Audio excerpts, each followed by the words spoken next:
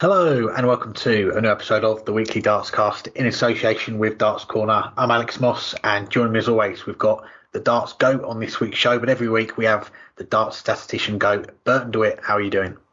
Getting over the flu, so it'll be a fun episode. I'll have much shorter answers than normal so that I can have time to go on mute and cough. But otherwise, I am doing just chipper. We'll go with chipper. How are you, Alex? I'm glad you're chippy. Yeah, I'm doing okay, thank you. We are recording this on a Tuesday evening here in the UK. I thought I would have one eye on the stream watching the Colchester match, but thankfully they've saved me the disappointment. They've called the game off. Lots to talk about on the show. It seems like I say this every week, but there is just so much darts to talk about at the moment. And what a lineup of guests that we've got for you this week. Phil Taylor, for the first time, is going to be calling in later on, as will John Henderson. He's back on the show, a former World Cup champion. Looking forward to bringing you that conversation as well. But before we hear from our guests, let's start with a look back at the darts already this week, because we've already had two Players' Championship events this week, the first lot of Pro Tours for 2024, that new midweek slot kicking in. So it doesn't matter what day of the week it is, Luke Littler is the player that is grabbing the headlines. He won Players' Championship 1 on his Pro Tour debut on Monday. His post-match interview, he was talking about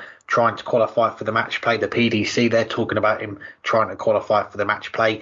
But is it a lock now? The Nuke will be at Blackpool in July.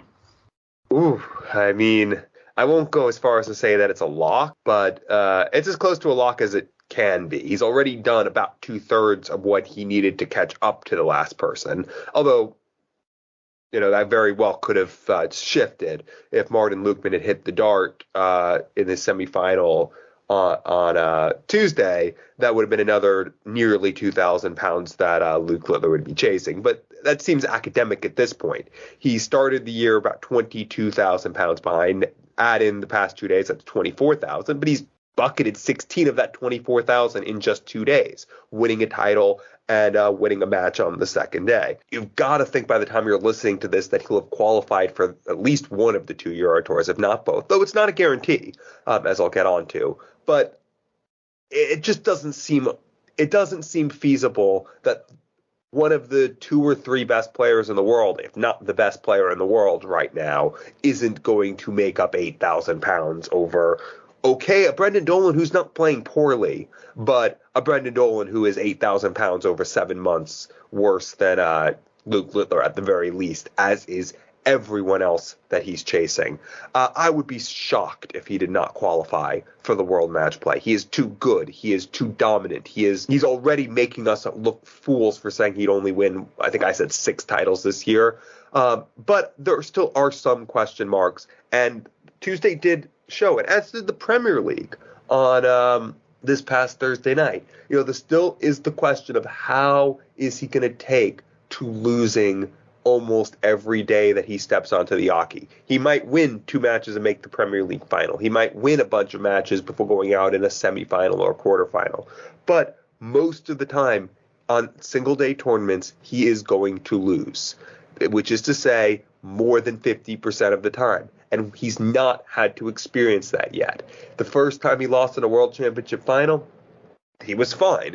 It was a great run. Losing to Michael van Gerwen in the final of the Dutch Darts Masters, a one-off loss, but after winning a title the previous week, that's one thing. But how is it going to build? How does he learn to handle that adversity? How does he learn how to always play at that 105 level? Overall, he averaged nearly 99 across the matches. That's the 5th best average of anyone over the course of the 2 days. But he definitely regressed on day 2. Beat Danny Noppert in a good match, but not a great match by either of their standards, and then just didn't have it against Radek Zagansky, and had probably his worst 3 visits that we've seen from him as a professional in that last leg decider of that match, going in consecutive visits. When he had the lead in the leg, he was 34 points up, so he was a treble ahead with the darts, and he went 57, 42, 36 the next 3 visits to leave 72 after 18 darts in a last leg decider. And credit to Radek Zagansky, he threw a 140 to leave 56 and then took that out in 2. But there's still some frailty that might come as Luke Littler has to play at that 105 standard all the time on the Pro Tour. As he gets used to that, and as he gets used to getting beaten, that could mean that there are some struggles. And maybe there will be a confidence drop that will mean that 6 titles is not underestimate of the year. I mean, he could win 20 the way he's been playing for the most part, but I'm going to stick with the 6. I'm going to stick with saying there is still that chance that things will get a little pear-shaped for some time, but he's just too good. That performance against Cameron Menzies, okay, it wasn't Gary Anderson, we'll get on to that in a second, but it was one of the best performances, especially those first 5 legs, that you can ever see. Cameron Menzies was lucky to get to 0 in that match and then somehow stole 2 legs. Usually he's mad at himself for winning 6-5, Cameron Menzies. I don't think he's ever been as happy with his performance, and he lost that match 6-2. And then that final against Ryan Searle was early contender for match of the year. 8 legs to 7, 3 breaks to throw, the first leg, the last leg, and the penultimate leg, and it was done in 20 minutes. What a match. But what a player. Is he a lock for Blackpool? Pretty much, but I won't say that he's quite yet a lock to top the 6 titles I said he was going to win before the season started. Yeah, Luke Littler continues to be the name on everyone's lips when it comes to darts right now. Barely half an hour after he'd won that final on Monday, banked the 15 grand for winning the title. The PDC's social media, they're advertising tickets for Blackpool with the headline, Luke Littler is one step closer to booking his place at this year's World Matchplay. And a few of our listeners getting in touch, we asked the question, is he a lock to get to the Winter Gardens? Gordon Lindsay would say it's a sure thing, to be honest, unless his performances fall by the wayside, which is highly unlikely.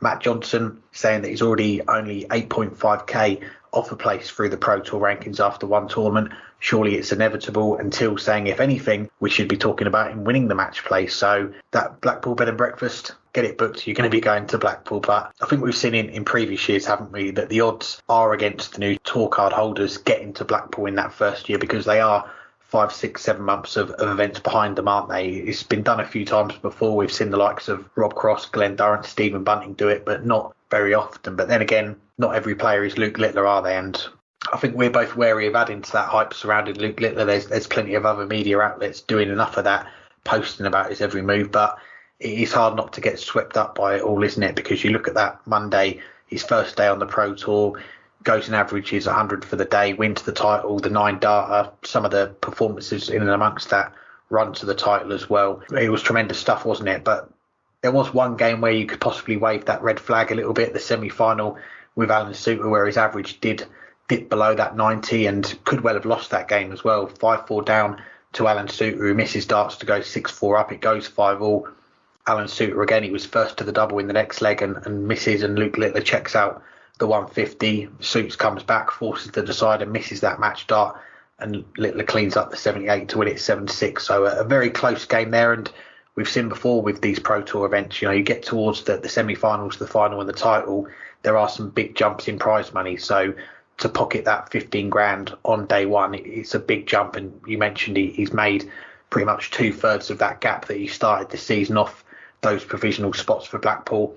And he's 2/3 of the way there, and there is plenty more of events to go. And he said it in his interview afterwards as well, that him and his manager, Martin Folds, they know the situation, they know what they need to do. And he even said there's 13, 14 events, I think that was just the floor events, that he's going to be in. So there's going to be plenty of chances for him to make up that money. So already a big jump towards getting to Blackpool. And I think we are waiting to see this level drop for Luke Littler, that not just the odd game here or there, but that sustained period, whether he has a bad week, where he has a poor couple of Pro Tours, misses out on the Euro Tour qualifiers, then has a bad Premier League. But at this moment in time, it doesn't look like that's going to happen. He has a bad performance in one game, bounces back and goes on a run of winning games. So if he can keep that going, he's turning up one week, he's winning Players' Championships. If he can play that well more often than not, then yeah, I think you'd expect him to make the match play, and I'm sure he'll be in and amongst the favourites if he does get there.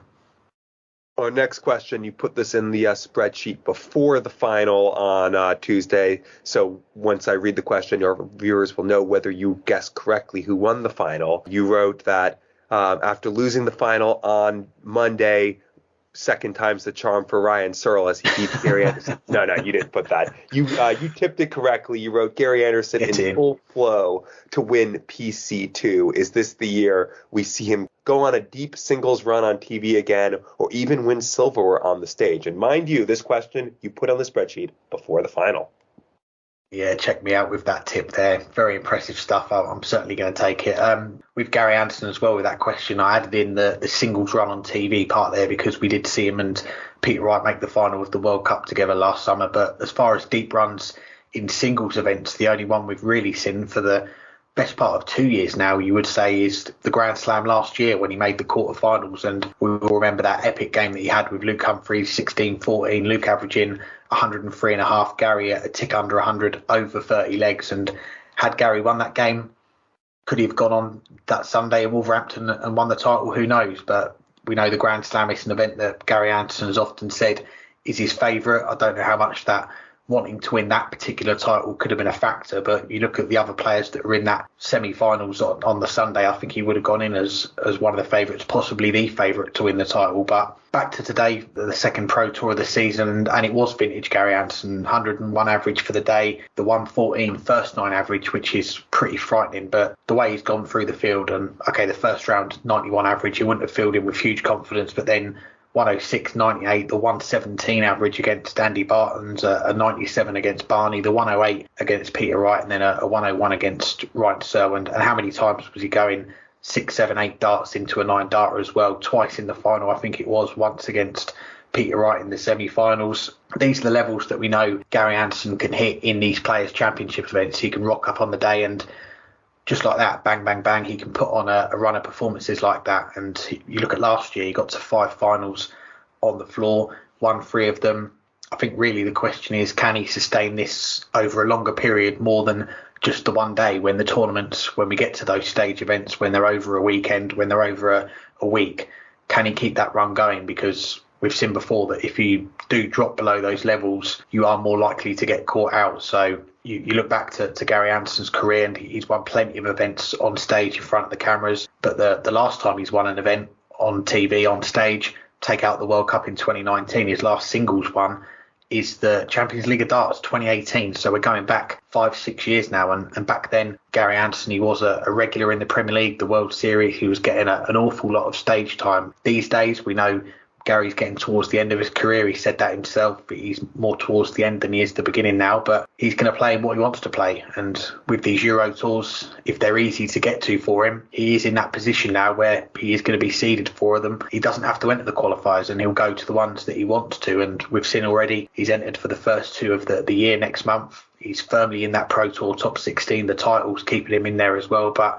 he does look to be more up for playing now and than he has been for a few years. And you've only got to look at how he's playing on the floor. He's enjoying his darts, and if he can produce that run of games together on a Euro Tour weekend in a week-long event on TV, I do think there is going to be a run coming for Gary Anderson on the stage. And 2024, it looks to be the year where we are going to see Gary Anderson more often on the stage. We're going to see him in more of these Euro Tour events, maybe back in the European Championships as well. It seems a long way off at the moment, but I can see him going on a run on the Euro Tour, maybe making a semi-final or a final, and that could just be what sets him up to maybe replicate that on TV later in the year as well.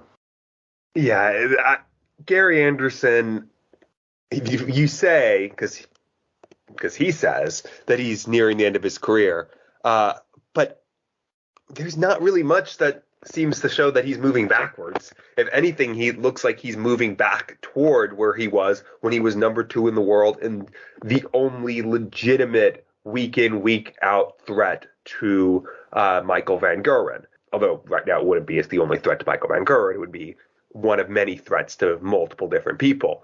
But just in terms of where his game is right now, if you look back over the last 4 years on Dart Connect, his Players' Championship averages in 2020, weird year, I know, 97.71. 2021, where he dropped down quite a bit, another weird year, of course, lost 2.5 points of that 95.14. 2022, back to 97.54. So again, back around where he was in 2020, and I think probably not, probably a point and a half below where he was at his best. We don't have, obviously, Dart Connect data from 2016, but it still, getting back to where he was pre-pandemic and not that far off from where he was at his best. Then last year, he put 2 points on that average, 99.43. And maybe that's the freedom of just playing because he enjoys playing and wants to make a little extra money, and there's not pressure anymore on him. He's no longer in the Premier League. Maybe that took some freedom and he got back to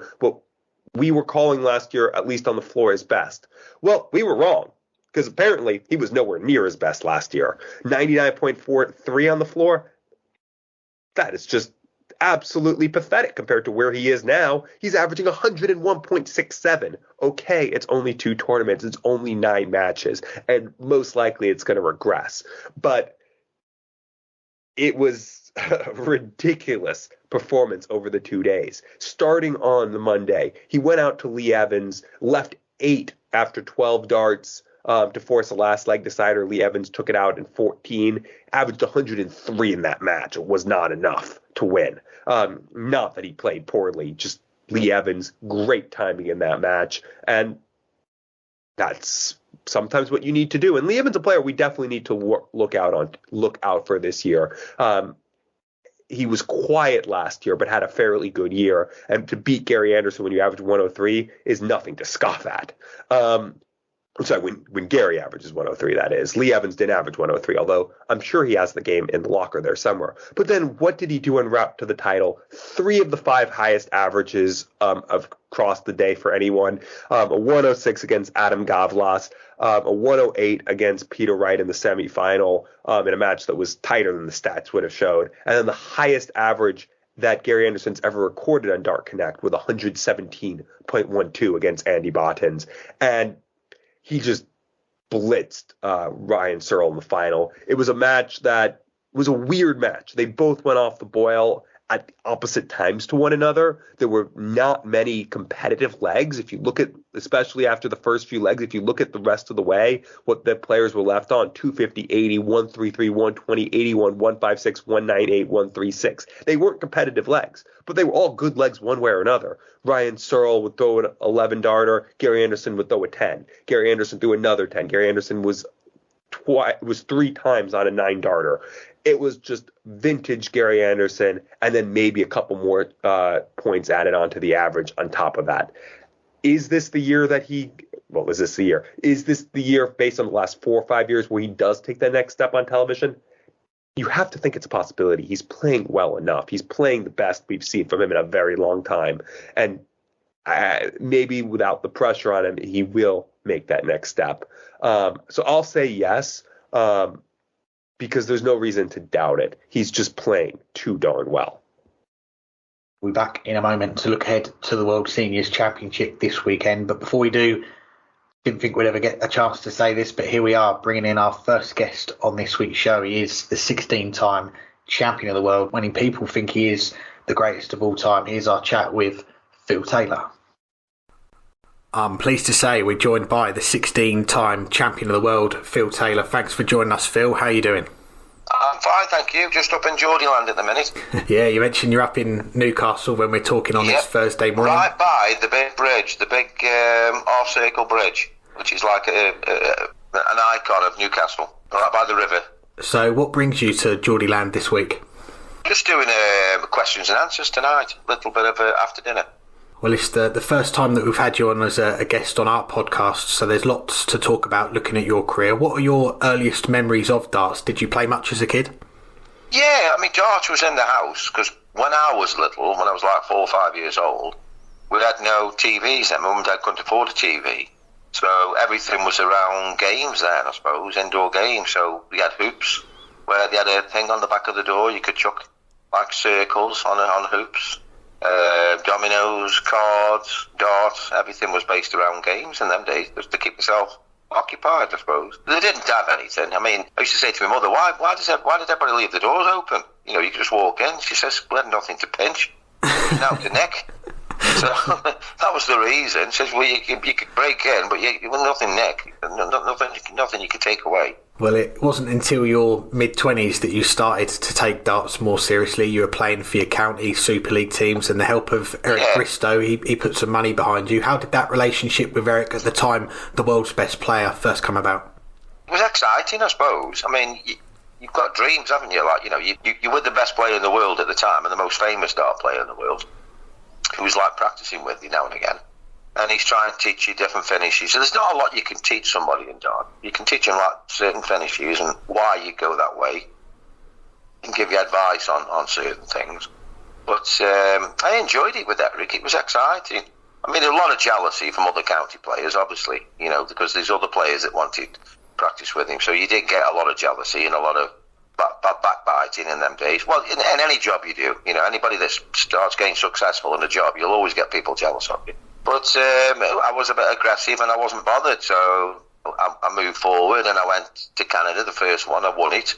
And that put me into the World Championships and in 1990, which I beat Eric in the final. And that was the launch of my career then. It was strange because it's like an anticlimax. You've done what you want, you dreamed of, and you're world champion, and everything's not the same then. Now you've got to, defend it and move on and do other things. Well, you mentioned that first world title, the first of 16 back in 1990. It was on your debut at the Lakeside. What do you remember about that week at Lakeside? What the most frightening thing for me was I was playing, I think it was Russell Stewart first round, who was a good player ranked then. And he was a good player, and Eric said, if you get past that first round, because you're going to be nervous, then you've got a chance of doing well in it. And that was my main focus point. I used to borrow videos off Eric. He had everything taped on VHS. And I was sitting studying certain players, well, every player basically, like the weaknesses or the strengths. So I'd watch him and think, he's good around that area. So certain shots change the game. So in my mind, I was thinking, right, if you can put this out now, that'll put him off, and break his confidence a little bit. And that's what I used to do. Sit hours watching him. And a few years later, we see the split in darts, yourself, Eric, Dennis Priestley, some other players breaking away from the BDO to form the WDC, what is now the PDC. Was there a time during that era when you thought this might not work out for us? No, never. And I wasn't really bothered. I wasn't too scared. I mean, I only lived in a terraced house, which I paid $7,500 for, so I thought the only thing I can lose is my house, which is $7,500, which was a lot of money to me, don't get me wrong. It was £20, I think it was £20 a month mortgage, which was like paying the earth at them days. But I thought if we lose, because the manufacturers who were our sponsors couldn't sell the products. There was no TV. At the minute, manufacturers now, like my sponsors, Target, I mean, they're flying out. And you need it, you need people like me, you need people like Eric and John Lowe and Jockey on TV, promoting the sport, but they wouldn't promote, they wouldn't set the right people on.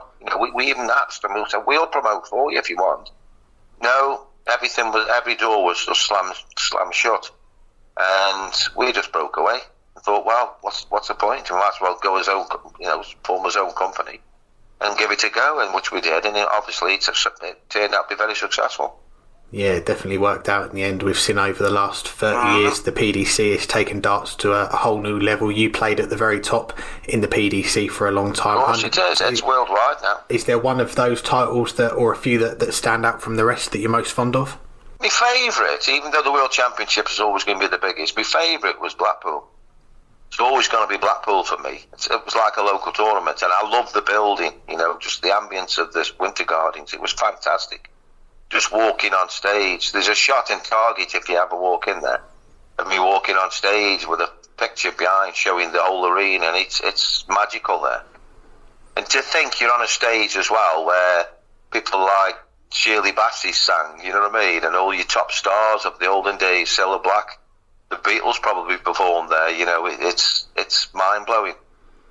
Yes, a special venue, and I was going to mention the World Matchplay, the last one that you won your last year on tour, 2017, such a tough draw that you had, but you breezed through it. That was probably the best one I ever won.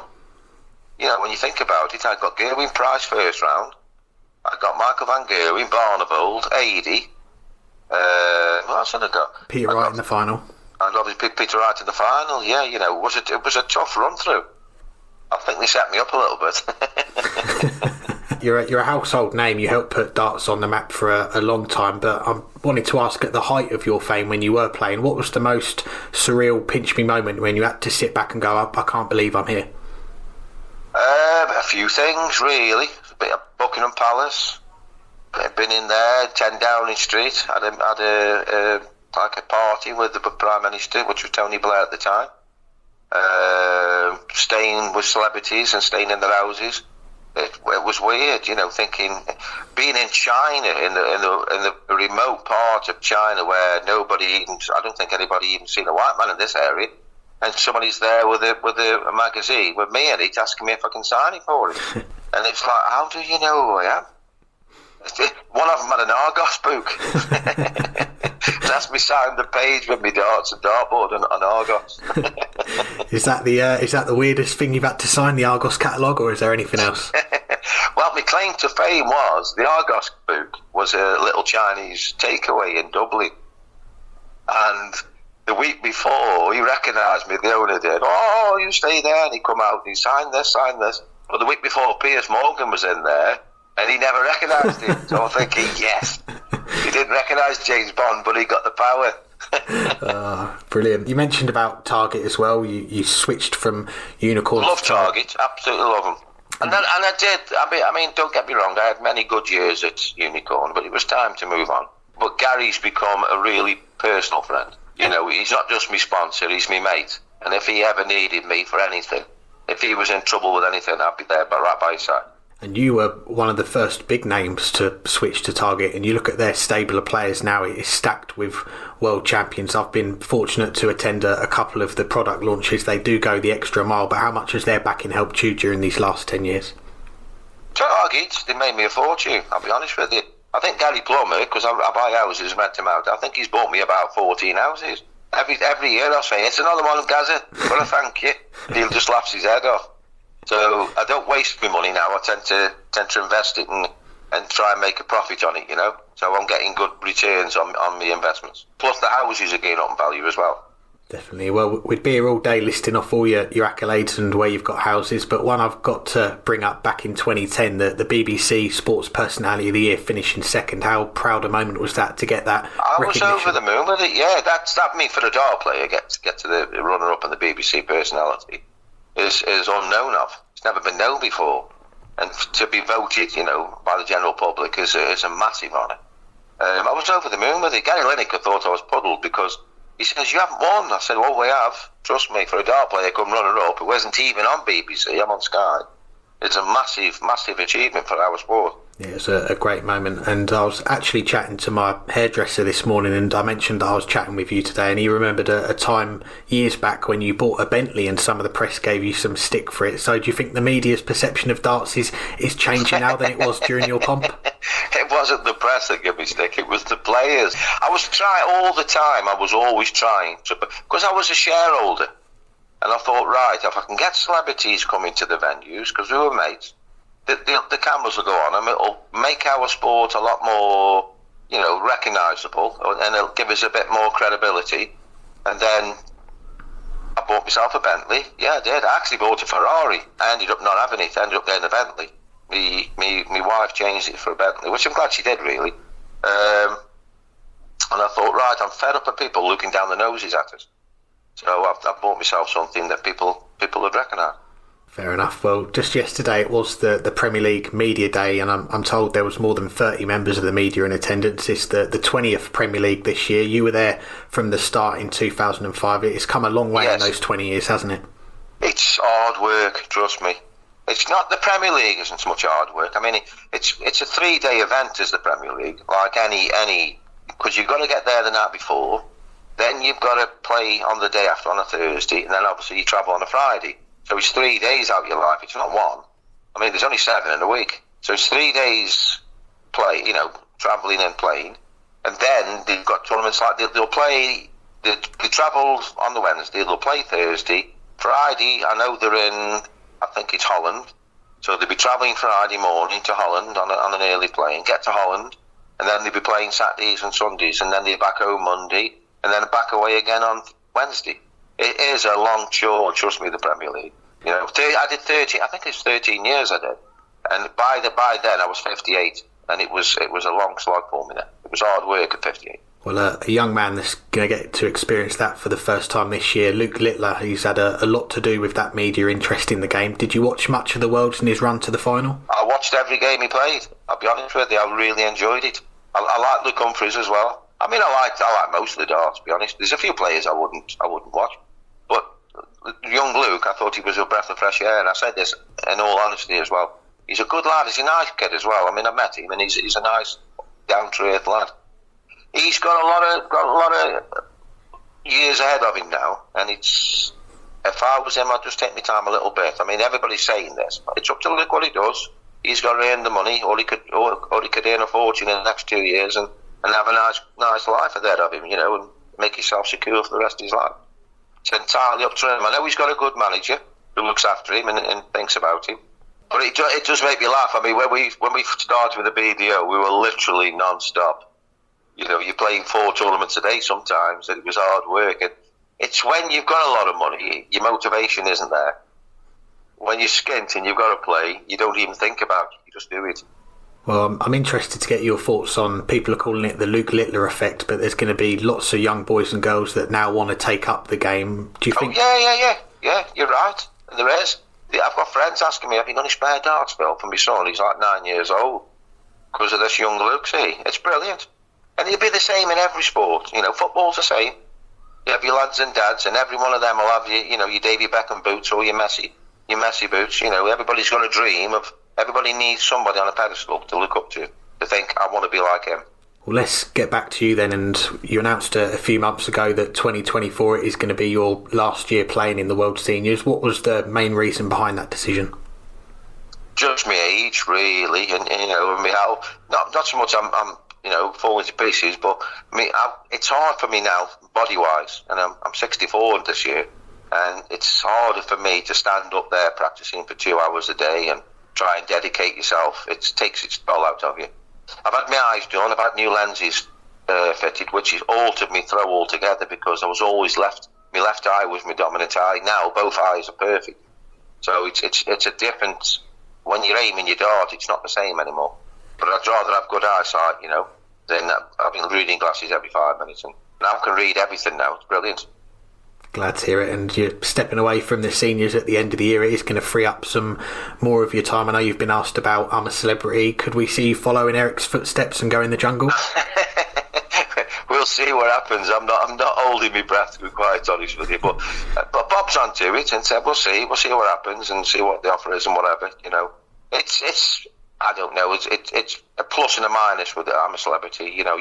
Your life's dragged into everything. So whether it's worth it, I don't know. We'll sit down and think about it. If we get invited, it all lifts and butts at the minute. Well, we did see you on our screens before Christmas with Dennis Priestley doing the draw for the Worlds. Great to see you two both involved. Is there a chance we might see you more involved with Sky's coverage of the darts? I won't be working with Sky, I don't think, but I will be working with the seniors. That's been planned for next year. Be like their ambassador. Well, we look forward to that. And I remember when you retired from the PDC, you said that you wanted to do a lot more travelling. Is there anywhere you've got your eye on that you want to visit after you've finished up with playing the seniors? Do you know me? I want to go to Greece, because I've never been to Greece. One I really want to go to is Italy. Really fancy Italy. So that's on my bucket list yet. Even though we haven't travelled, because of COVID came and everything, so we didn't bother travelling anywhere. But now we've got a bit more time coming, and I'm definitely first place I'm going is Italy. And just lastly, your legacy in the game is set in stone. We still regularly hear your name being sung in the crowd, but when you look back on your career in the game, if you could go back and relive one moment, what would it be? Oh, it's got to be the first World Championships. It's got to be. Just getting a phone call of Eric saying you've qualified, you're in the World Championship. I think I was 32nd place out of 32, and my odds were 125 to 1. I'm thinking, all my town, everybody that knew me all had like £10 and £20 on me, which was a lot of money for them, to win like $2,500 for 20 quid. It was brilliant. Even a little old lady come to me and she says, oh, Phil, I got £7.50 and left out my pension and I put it on you. She says, I never bet. And she'd won like nearly £1,000, and it was, when you're thinking you could buy a terraced house for $7,500 in Burton them days, that was a lot of money for people. And I worked behind the bar at the Huntsman, and lads were coming in who knew me, all the lads I was serving, saying, "You've just bought me missus a new car, you just paid for my holiday, I've got carpets and a new settee, well done, Phil." I'm like, "You're welcome." They did better than I did. Well, Phil, it's a pleasure to chat to you. Thanks very much for giving us some of your time. No problems, anytime, Alex. Ta. Thanks again to Phil for joining us now. Looking ahead to the World Seniors Championship. Starts on Thursday afternoon, and the big talking points going into it is, are we going to see a hat-trick of titles for Robert Thornton at the Circus Tavern, or is Leonard Gates going to complete the clean sweep and hold all four of the seniors titles at the same time, or are we going to see a different winner? What do you reckon? I mean, I do think one of those three things will happen. We don't know exactly where Robert Thornton's game is right now. So it makes it a little harder to predict, but he's always seemed to bring his best. And I mean, he's called himself a fighter before. He is a fighter. He's gritty. He's tough to beat, and he's not gonna let anyone take that trophy off of him if he can have anything to say about it. So you're going to have to play your best to beat him.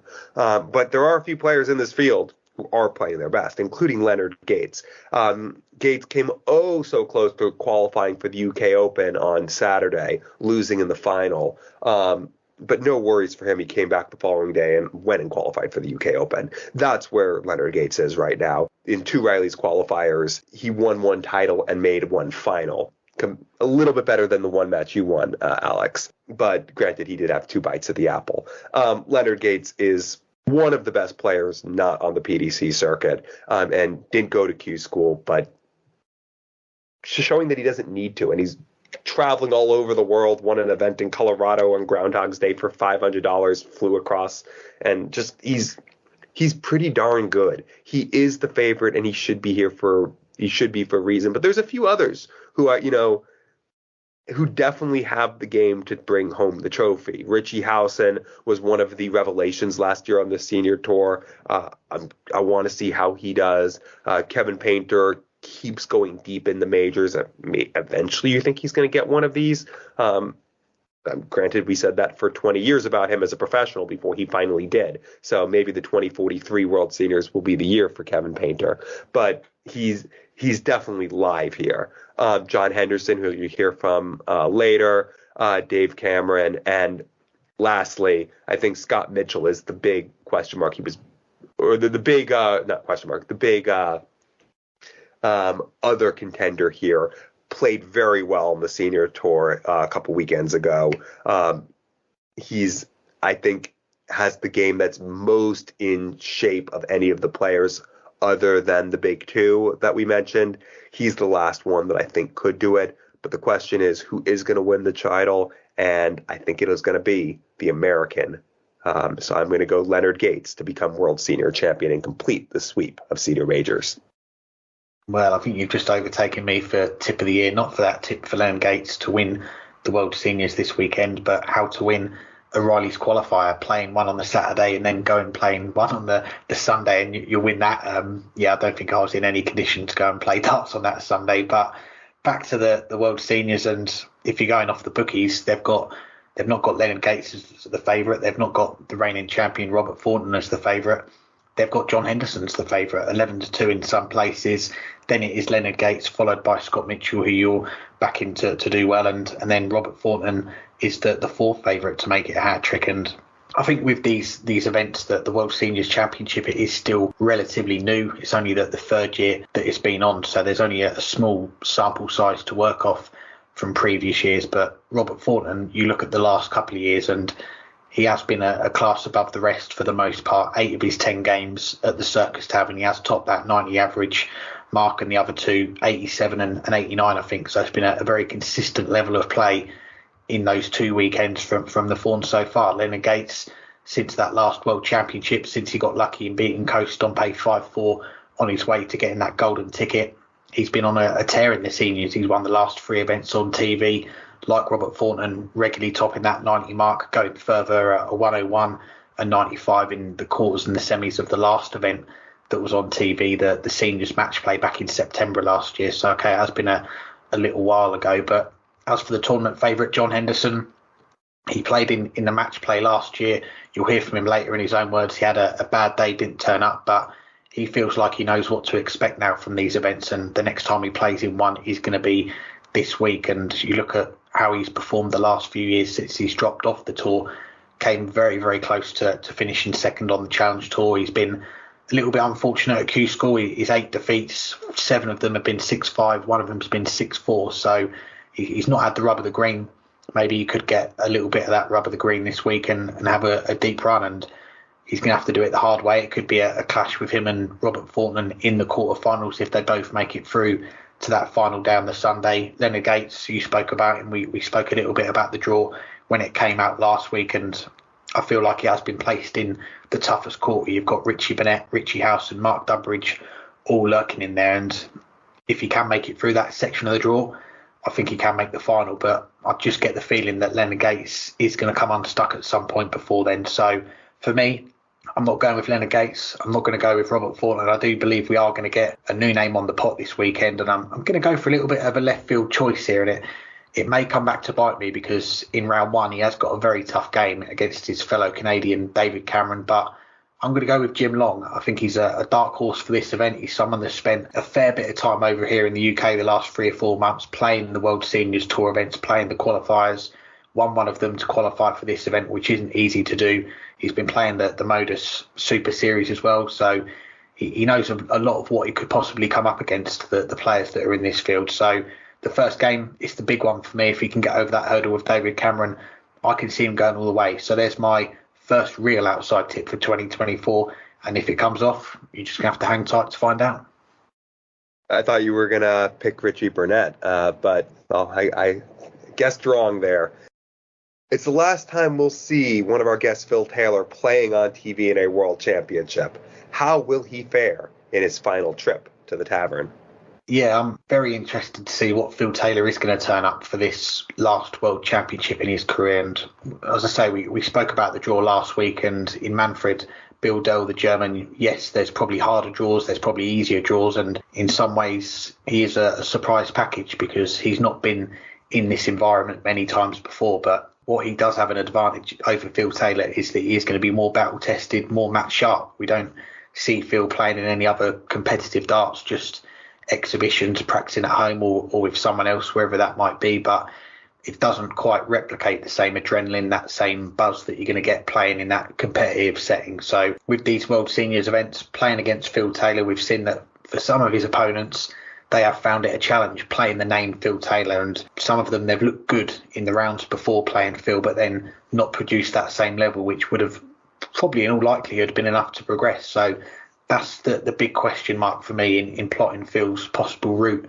through this tournament, is how are his opponents going to manage that occasion, because I think we know what we're going to get with Phil Taylor. I don't think we're going to see him turn up and throw 95, 100 averages, play like he did back in his heyday. I think we are going to see a similar level to what we've seen before. So I think it does come down to what his opponents are going to produce on that stage. How is Manfred going to deal with playing Phil Taylor on that Circus Tavern stage? And I think his name does still carry a lot of clout, and just the chance to go toe-to-toe with the GOAT is a moment in itself. And we saw it last year with Richie House, and what a moment for him, beating Phil in the quarterfinals in his home venue with all his friends and family there. That is going to be a factor for me. And if Phil can get past that first round, Darryl Fitton or Chris Mason, two players that are more active than Phil Taylor, but I wouldn't say by an awful lot more. So if I had to make a prediction, I think that Phil Taylor's last trip to the Tavern, he is going to make the Sunday, he's going to make the quarterfinals, but that is where he's going to come unstuck. And the likely opponent, probably going to be Scott Mitchell when you look at that list of potential quarterfinal opponents, but I wouldn't make Scott a huge favourite. I think Lisa Ashton is in there as well.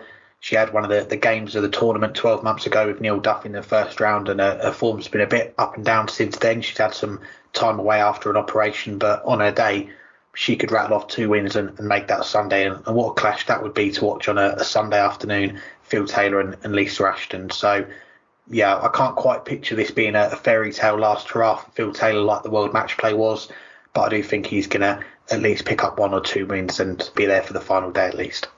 Yeah, you said exactly what I was going to say, other than I'm not as high on Lisa Ashton right now. I mean, there's no guarantee Phil Taylor wins that first round, but he is going to be the favorite. And what we've seen from Phil over the last few years on the senior tour in these majors is, generally speaking, he's good for somewhere in the low to mid 80s averages. But he's had a few that he's done better. He's had a few that he's done worse. And it depends what Phil Taylor shows up. But if he's playing in the 80s, most of these players, you'd expect that he would get past, but not all. And as the tournament progresses, it's going to be less and less likely that he'll be playing somewhere where an 84, 85 is going to be good enough, especially when there are a few players here that I think should be averaging in the 90s in most of their matches. Daryl Finn and Chris Mason, both of them, like you said, have been only semi-active on the senior tour. They'll have the opportunity if they play Phil Taylor to win, but I think I just don't think they're going to. So that then comes, like you said, down to the quarterfinal round. And Lisa Ashton, she's regressed over the last couple of years since dropping off the PDC tour significantly. There have been some moments, especially near the end of last year, where there were signs that she was moving in the right direction. She was starting to get some decent results in the women's series over in the PDC. But by and large, she's not looked the same player. She's looked like maybe the 7th or 8th best women's player in the world, not the 2nd or 3rd best like she had been for so long, or best as she had been, for a while as well. It wasn't an accident that she won 4 world titles and a tour card. But she's nowhere near that right now. She's a mid-70s player more often than not right now, and I don't think that beats Mike Huntley. Scott Mitchell is absolutely live to win this tournament. Matt Clark is a dangerous first-round match. I could absolutely see Superman getting the better of Scott Mitchell in that first round, but I think Scott Mitchell will get through it, and I think he ends Phil Taylor's World Championship career on Sunday afternoon in the quarterfinal. Now we'll move on to our final guest on this week's show. He is the former World Cup champion and one of the debutants in the World Seniors Championship this week. Here's our chat with John Henderson. I'm pleased to say we're joined by the former World Cup champion, John Henderson. Thanks for the time, John. How are you doing? Not bad. Just busy getting some practice in for the week ahead. So, but all good. I'm feeling good about myself. So, hopefully a good weekend. So, but no, all good. Glad to hear it. Yeah, we're talking just 2 days before you make your return to World Championship darts, this time in the World Seniors. How are you feeling ahead of your first game, which is going to be on Thursday afternoon? I'm looking forward to it. Obviously, playing in the seniors isn't where I want to be, but it is what it is, and I'm actually enjoying it. The competitiveness and the standard is quite higher than I thought it was going to be. So, but no, some of the tour events has been quite good, so I've enjoyed it. Meeting old friends and obviously getting the chance to participate in a venue that I've never been to, the Circus Tavern, which I'm so looking forward to going to there. But no, to be invited to the World Seniors is really looking forward to it. Really, I'm back on this stage where I do feel I should be. Well, we'll come back to the World Seniors a bit later, but let's rewind back to when we last had you on the show back in October 2021. It was just after you and Peter Wright had won the World Cup for Scotland. What were those first events like after such a special win? It was good. Going to the floor events again, you feel as though now that I've won a major. I hadn't even won a floor event at PDC. I've been to so many finals, but never actually got one.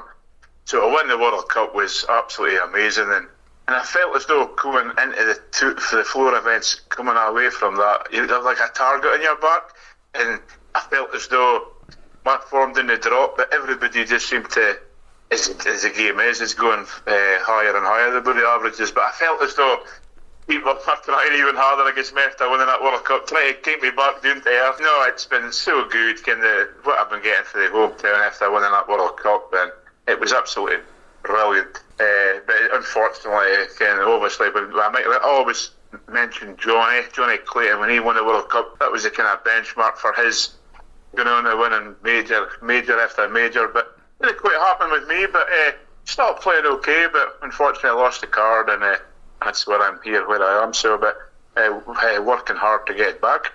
Well, as you say, it didn't quite go according to plan after the World Cup. You missed out on the World Championship at the end of that year. You lost your tour card 12 months later. You said there about players lifting their game against you. When you've looked back on that last year or so, is that what you think went wrong during that time and how you couldn't kick on after the World Cup?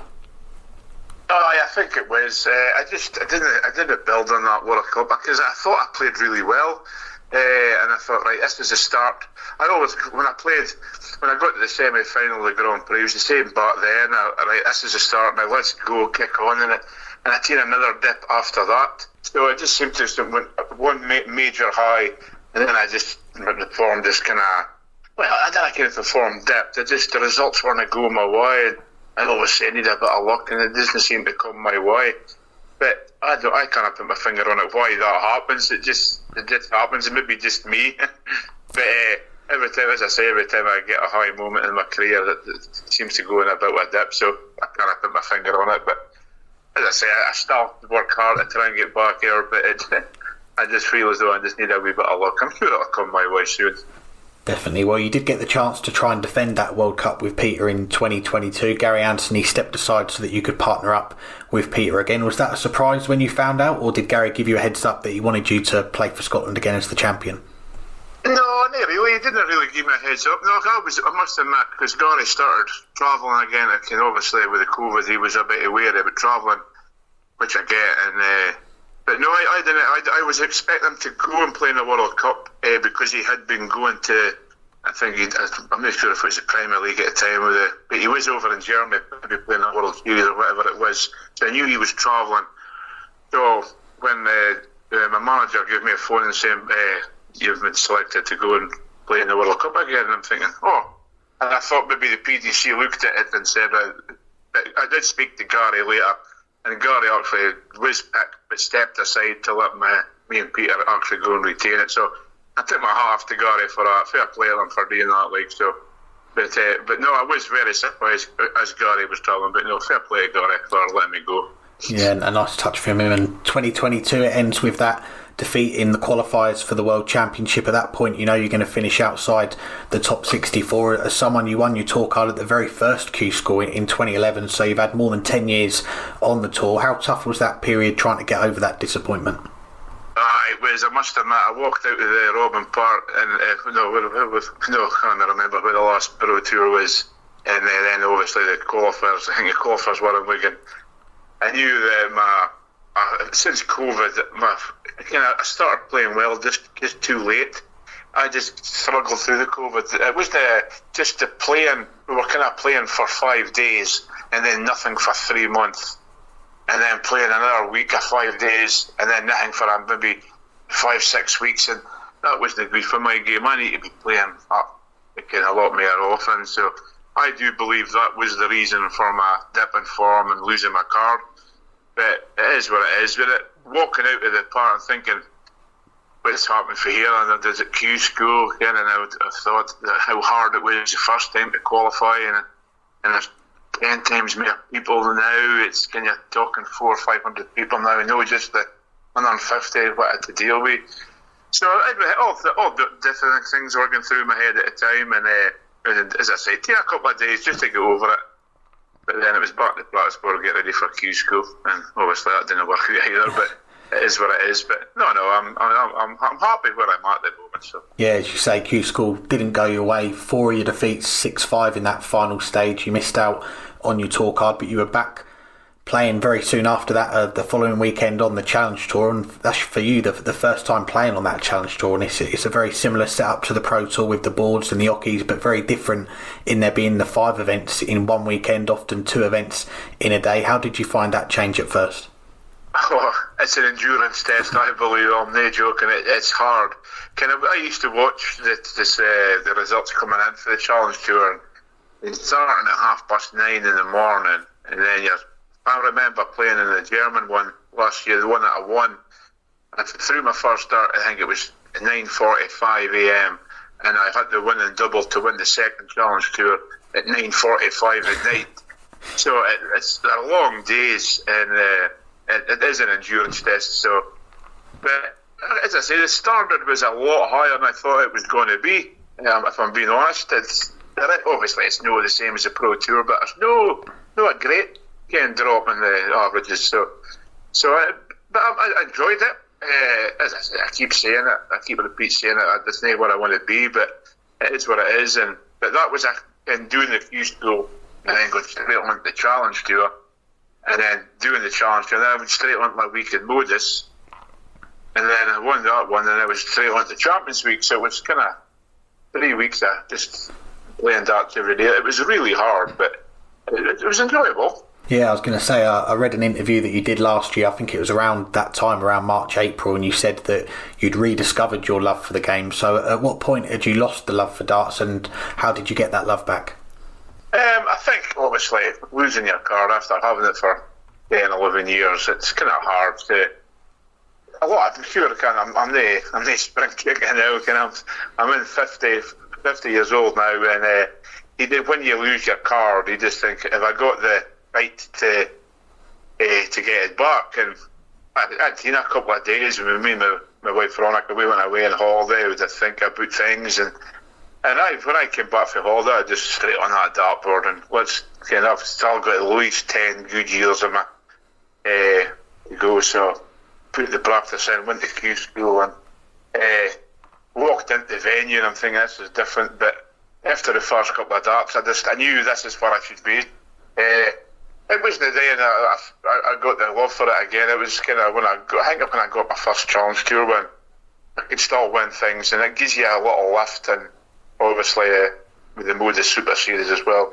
I am playing regular darts, and I'm back enjoying it with a smile on my face, which I hadn't had for a few years, so things are looking good, like. Glad to hear it. And we've also seen you mentioned about the Modus Super Series. You played the World Seniors, the match play last year. You've been on a few of the Pro Tours. We've also seen you on the Euro Tour last year as one of those associate member qualifiers. Unfortunately, those qualifiers have been scrapped this year. There's been a lot of talk about the Euro Tour changes for this year, mainly about the top 16 now qualifying, but there's not been a lot of talk about those qualifiers going. Do you think that's a mistake, not giving the players who miss out on Q School that chance to get some extra stage time in the PDC? Maybe. I'm not sure, Ken. I think the associate member qualifier was a good thing. It was given the non-tour card holders the opportunity to go and play the big boys on the big stage, which I thought was good. Yeah, yes, I think I played in 3 last year out of the 9, 10 or whatever it is. I didn't play in them all, those qualifiers. But no, I'm not going to say it's wrong that they've taken it away. I can they've got to look after their tour card holders, which is, I get that, but to take away the associate member, that is a bit heartbreaking, obviously, because I'm in that now, but as I say, I'm not going to say it's wrong, I'm not going to say it's right, but it is a shame for these kind of boys or the Challenge Tour to get that opportunity to play the big names on the big stage, so no, it's a pity. It's just a shame, like. Well, one more before we get back to the World Seniors. We saw on the Challenge Tour last year you had a lot of success winning titles. You were in contention for that tour card right up until the final knock-ins. Owen Bates' run to the final, knocking you out of that top 2. I mean, how tough was it to follow those results with your fate literally out of your own hands then? It was. I actually had a good weekend. I think I got beaten in the final and won them, and I personally thought that was enough, if I'm being honest, before we even went into the Sunday. And I knew I did it. Something I didn't really look at as tables until the actual competition is done. But obviously people are whispering and talking about, Angel, you're just about there, you just need to do this and do that. And going into the Sunday, I won my first 2 games feeling really comfortable. And unfortunately I bumped into a very good James Hurrell. He absolutely battered me, and he had 107 average, and that was me out. And then that's when you start looking at tables. I'm out of the tournament, and obviously the top 2 get the tour card and the place at the Ali Palace. So I'm thinking, right, we've got a chance here. Then it all come down to the last scenario, Owen Bates, and I took my hat off to him. He played well. He showed a lot of courage here, because it's 4-1 down in 2 games to come back and win 5-4, knowing what's at stake. So I took my hat off to him. But I must admit, that was another time walking out of Robin Park, absolutely gutted again, just unbelievable. But nearly losing my card the last time when I went in a bit of a downer. I kind of got up that morning, went home and straight on our practice board, right, got to get ready for Q School. And I'm now going into it wasn't a case of I need to get my card, it was just a case of go down to Q School, play well. If I get my card, great. If I don't, then it's another year on Challenge Tour. I know I can contend with them, and I know I was so close I can do it again. So that's the plan. That's the way I'm looking forward. And obviously I've got other options as well now with the seniors and more the Super Series, and even I still get some exhibition work. So it's all good, and I'm keeping busy. Definitely. And you mentioned the seniors. One bonus is you are going to get to play in that World Seniors Championship this week, and for you a chance to complete the hat-trick, if you like, of playing in those 3 iconic World Championship venues. You've done Lakeside, you've done Ali Pali, now the Circus Tavern as well. Oh, definitely. Again, when I was asked to play in it, when I was asked to play at the match play, well, that didn't go to plan. I didn't play well, didn't turn up at all, and I kind of put my finger on, because I was playing well leading up to it. But I thought that was at the Circus Tavern, and I found out it was in York, so I was a bit gutted. And so obviously we heard, I think it was Robert Thornton was telling me, because no, the World Championships seniors is in the Circus Tavern, no, the match play. So I was a bit gutted, because I thought, well, I'm not going to be in it because I'm going to get my card back.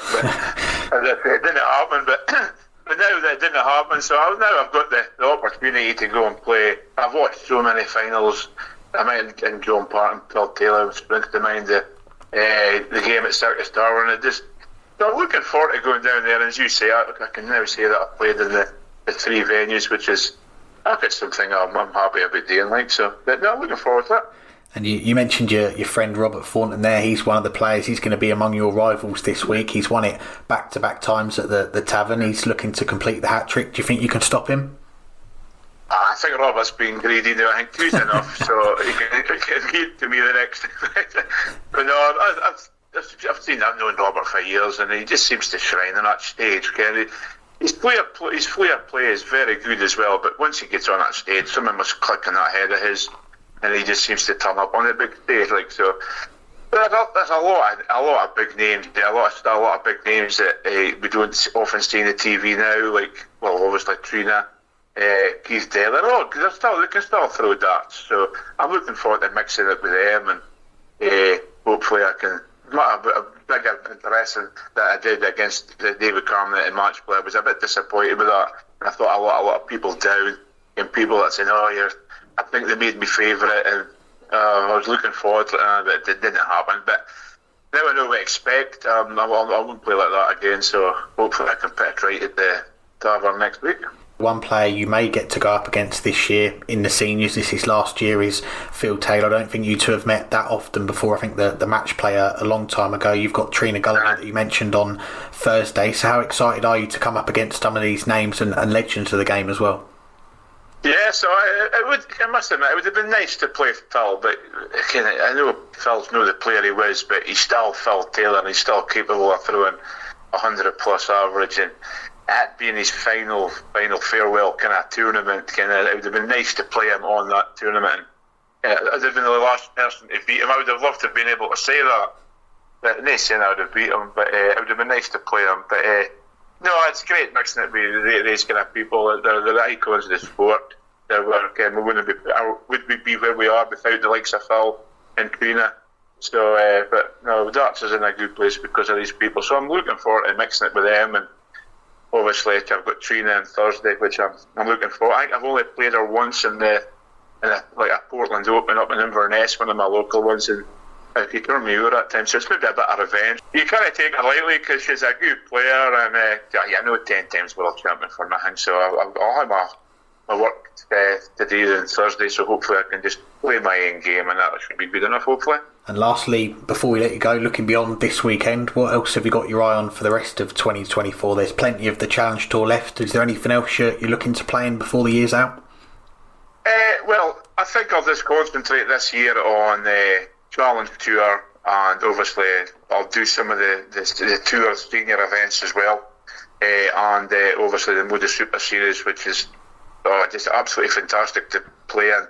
And you're obviously playing in front of cameras, and you're playing against high standard darts on the stage. It's flipping absolutely brilliant. Really enjoy that. So I've got that coming up, and obviously I've got exhibitions throughout the year as well. So I'm actually busier having non-tour card than I am for another card. So which is good for my game, is to keep playing. So, but no, the year, I'm looking forward to the year. Hopefully I can maybe take it that stage further this year and gain a tour card without having to go through the Q school, which is hard. But that's the aim anyway. Stay healthy, try and keep losing the weight, and hopefully we can have a successful year. Sounds like a plan. Well, John, always a pleasure to get you on the show. Thanks for giving us some of your time. Wish you all the best for this week, the Challenge Tour, and what else is to come in 2024 as well. Right, Alex, I appreciate that. Thank you very much.